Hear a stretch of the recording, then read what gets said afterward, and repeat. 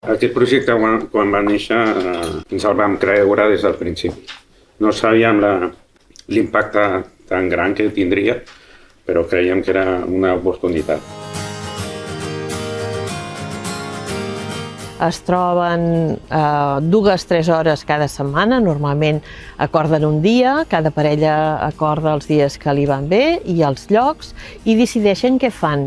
No li donem només importància al creixement acadèmic, sinó també li donem importància al creixement personal, la millora de l'autoestima. En el fons també la mentoria és una forma d'aprenentatge, no? Gràcies a aquest acompanyament ha pogut assolir certs objectius o fer uns canvis que potser per ell sol no hagués pogut. És una forma d'educació però entre iguals, no?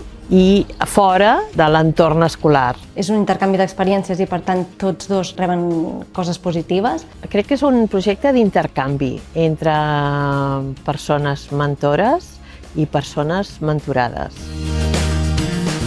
És una aposta de l'Ajuntament des de fa 7 anys, que no ha parat ni per la pandèmia. Ens veiem cada setmana, cada 15 dies, veient com van les trobades i com va tot en general. Cada trimestre, una reunió presencial, parlem de com van les parelles, si hi ha alguns problemes, de les activitats que es proposen.